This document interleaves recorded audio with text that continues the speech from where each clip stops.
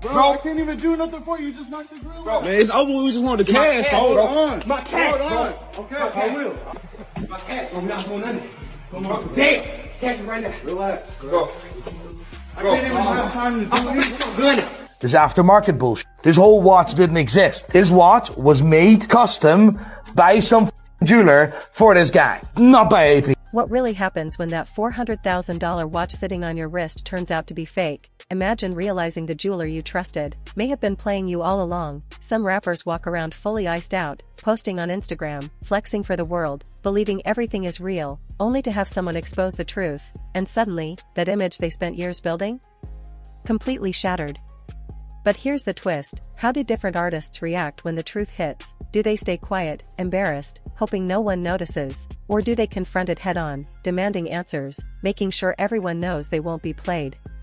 Today, we're diving into some of the biggest jewelry controversies in hip-hop, stories where rappers trusted the wrong people, and it cost them millions in reputation, and in reality, you'll see how a $400,000 watch became more than just a timepiece. It became a headline, a controversy, and a test of character.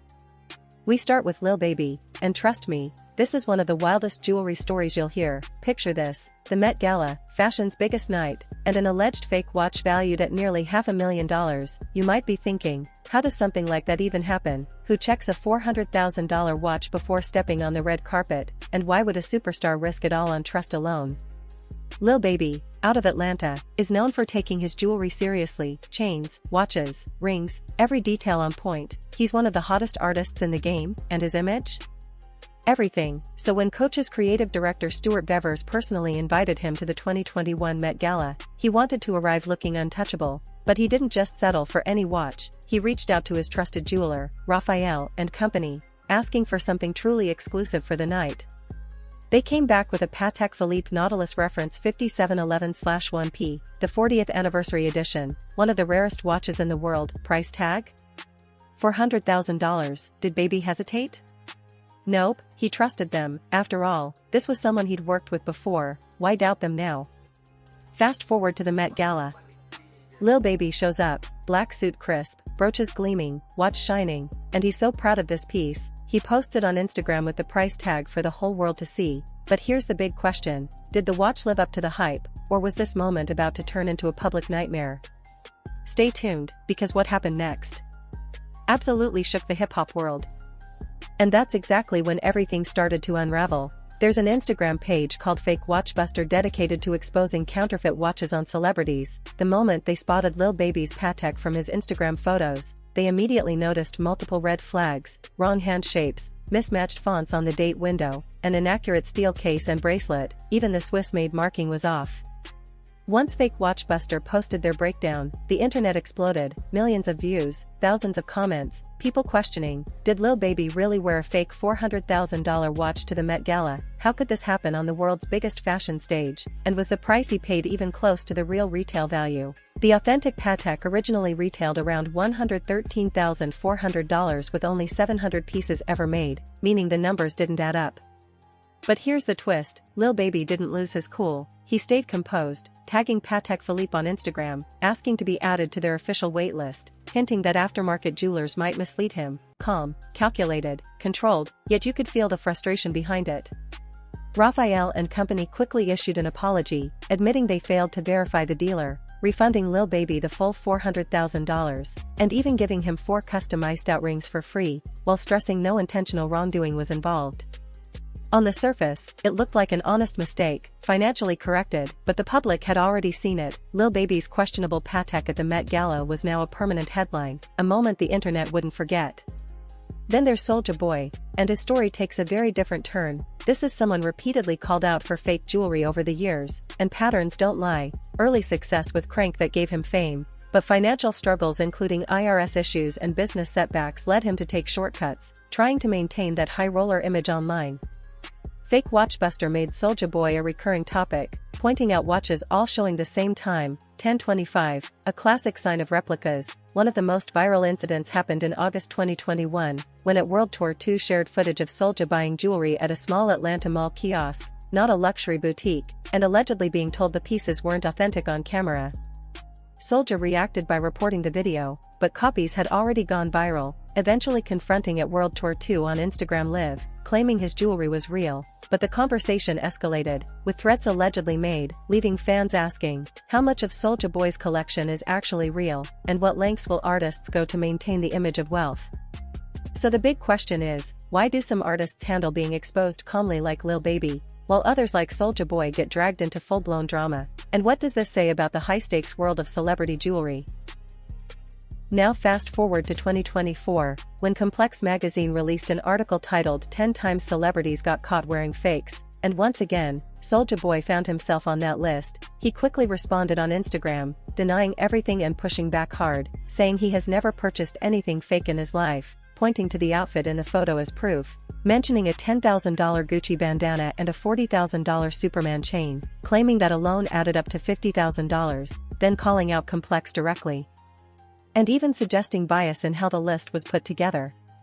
But here's the reality: after being called out so many times over the years, the public perception has already shifted. People simply don't take his claims seriously anymore, and that's what makes the situation unfortunate, because Soulja Boy was once a pioneer. His hit Crank That, Soulja Boy, changed the internet game for artists. He was one of the first to truly go viral online, but now part of his legacy includes repeated conversations around questionable jewelry, and that's what happens. When the image starts to outweigh the reality, eventually, the truth surfaces. Before we move any further, make sure you subscribe and stay locked in, because the next story takes things to a completely different level. Now shifting over to Rico Recklezz, because this situation stands apart from the rest. This isn't about unknowingly wearing something questionable or getting exposed online. This is about what happens when someone from the streets feels like they've been disrespected in real life, and when I say things escalated, it went beyond words.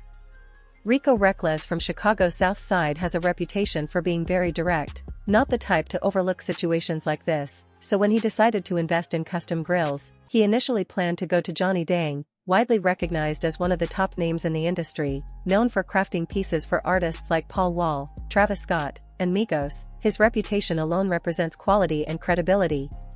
But then a close associate stepped in and suggested an alternative, telling Rico he could get the same level of quality for $12,000 instead of spending $20,000, positioning it as the same materials and craftsmanship without the premium pricing attached to a well-known name, an $8,000 difference that sounded like a smart move at the time.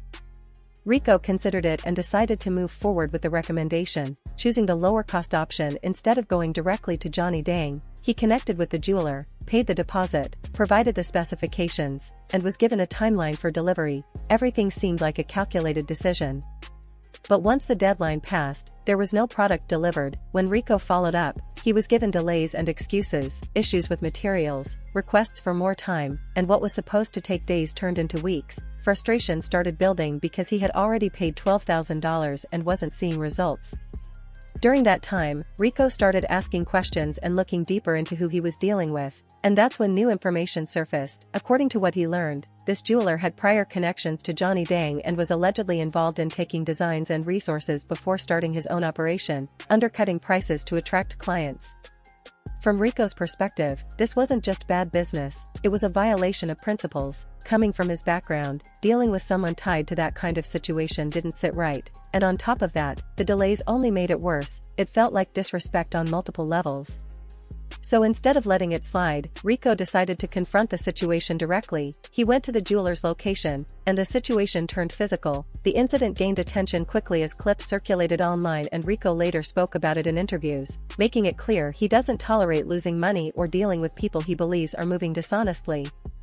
After everything that happened, Rico went back to Johnny Dang, explained the full situation, and Johnny handled it professionally, offering him a better deal and delivering the grills properly. In the end, Rico received higher quality work and built a direct relationship with one of the most respected jewelers in the industry.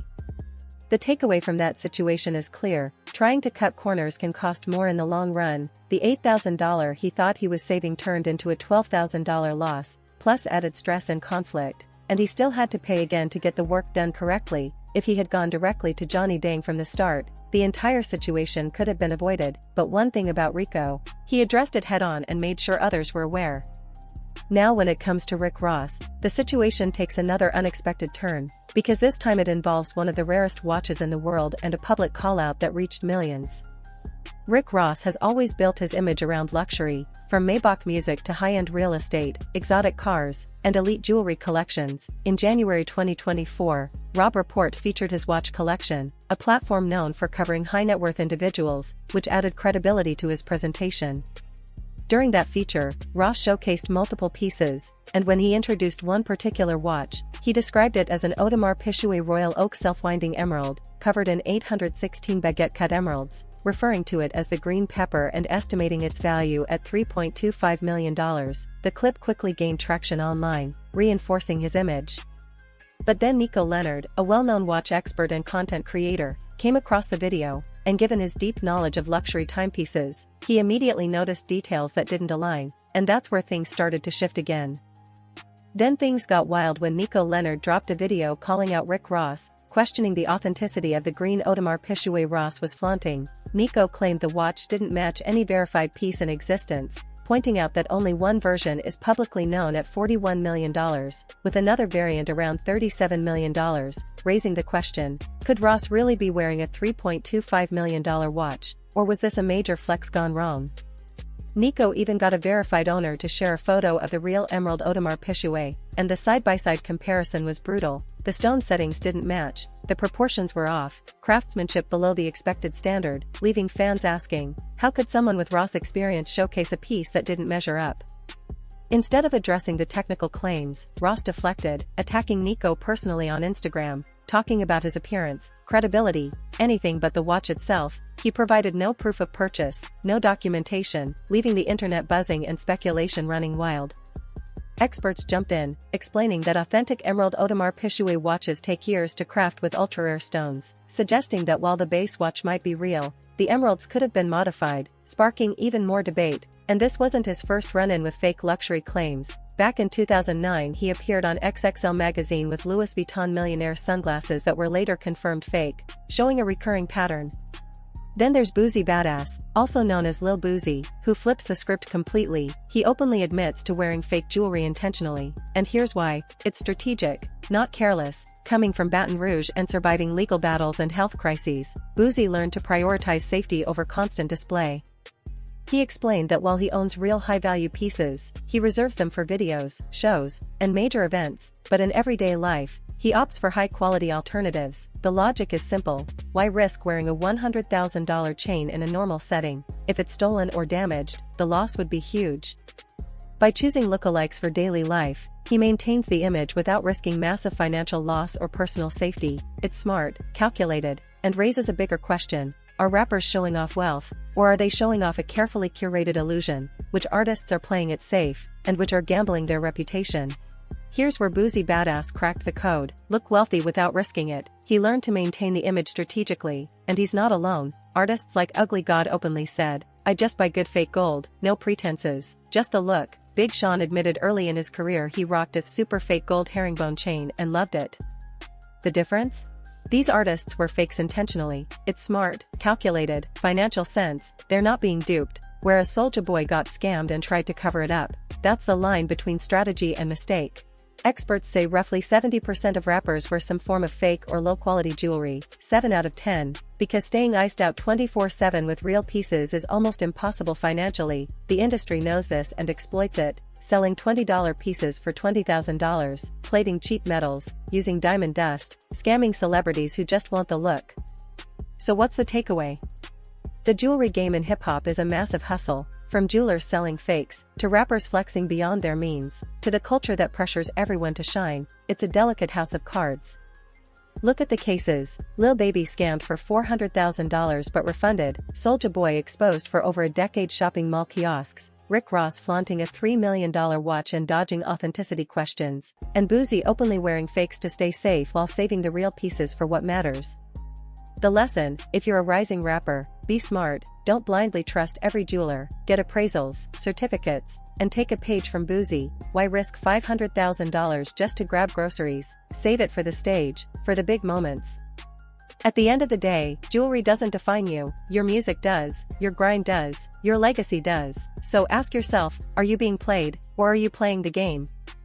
If you want more wild insider stories from hip-hop, the drama, the scams, the untold behind the scenes, hit that subscribe button and watch the next video, because trust me, we're just getting started.